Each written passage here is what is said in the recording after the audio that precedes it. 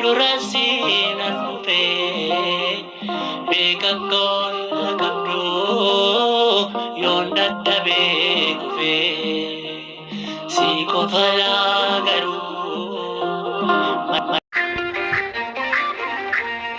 Zinash bezuna bezuna Zinash bezuna bezuna Zinash bezuna bezuna Zinash bezuna bezuna እመቤቴ የሚመስልሽ ማነው? ድንግል ማርያም የሚመስልሽ ማነው? እመቤቴ የሚመስልሽ ማነው? kabajamtoota jaalatamtoota maatii waaqayyoo maqaa waaqayyootiin nagaan isin gaafadha akkam bulchan akkam turtan akkam isaa kanaaf yeroo kana eedan ameen waaqayyoon akka badii balleessaa keenya cubbuu keenya gidiraa keenya osoo nurratti lakkaa'in akka arjummaaf jaalala isaatii eegee nutis ga'ee isaa kanaa fi yeroo kanaan kan dhugee maqaanuma keenya ulfinni galan isaaf haa ta'u ameen akkasumallee immoo isa yaamannee ishiin kan biraan hafne deessu waaqayyoo qulqulleettii dubaroo maaramii ulfinni kabajni ishee dhafaa ta'u ameen akkasumallee immoo wareegamtoota toloota raajota barsiisota akka waaqayyoon kennaa isaanii kennee hunda isaanii ulfinni kabajni isaaniif haa ta'u ameen akkasumallee immoo baga ayyaana waggaaf jiran kabajama iluun guyyaarraa ayyaana waggaa kabajama iluun abbaa keenya qulqulluu cuuphaa yohaannisiin isingee walumaan nu geessaniin jedhu obbolota koo akkasumas immoo obboloota keenya ganamarraa kaatanii mana waaqayyoo keessaa dadhabnee nuuf inni osoo hin jenne tajaajilaa fi tajaajilaa jirtanii dhugumaatti waaqayyo gooftaan bara tajaajila keessanii isiniif adeeressu kennaa fi umurii qabda irratti umurii dabalee isiniif haa kennu waaqayyo mana isaa keessatti isiniif qusatu isiniin jedhu obbolota koo anis kanuma sababeeffachuudhaan beekoo osoo hin ta'in barakatiidhaan faarfu walaloo tokko qabadhee isinii dhufee qophii keenya waliin turtii gaarii kallattiidhaan gara walalootti isin dabarsa.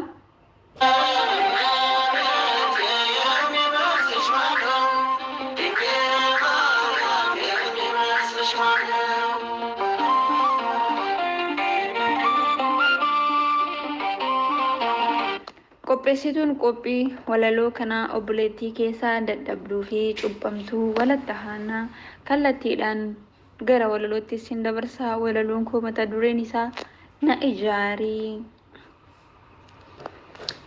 cuuphaa mucummaatiin kan waaqayyoon ta'e dibata miiroonii goonka adda ba'ee iccitii qurbaanaa fayyinaaf qophaa'ee Sillaasetti amannee waaqa tokkichatti amantiin cuuphamnee cuuphaa tokkittiitti karaa dhugaa argadhee amantii tokkittiin karaa dhugaa argadhee amantii tokkittiin qulqulloota dhugaa kan waaqni filate warra oolmaa mirgaa kan uumaan jaalate hundumaa kabajaa akka wangeelli jedhee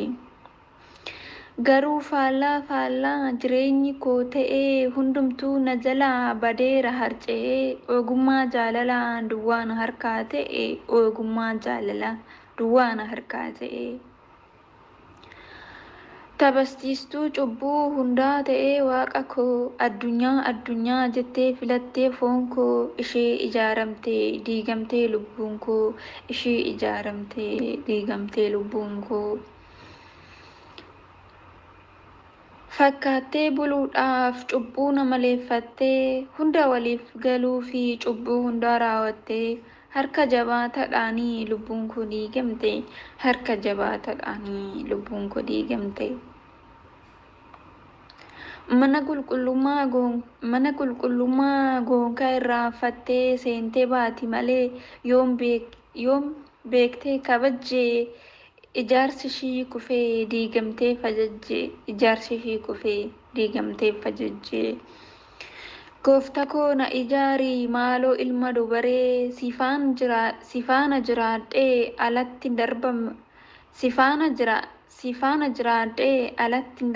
darbame akka cubbuu kootii natti callisne harkifamaan jiraa siduuka hirradhee gaarummaa lubbuu koo badus diigamtulleen qopheessinaa ijaarii lubbuu koo baraarii qopheessinaa ijaarii lubbuu koo baraarii.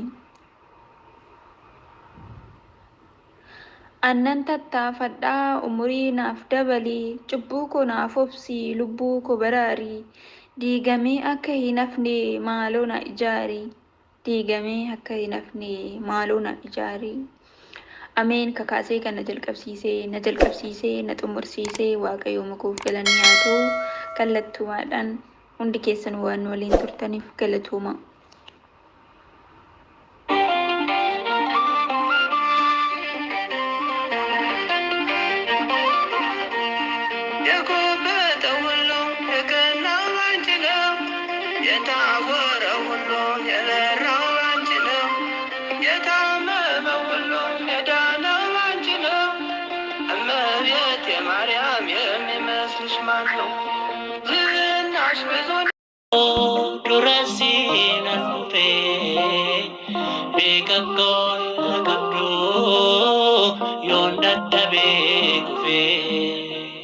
Si kofala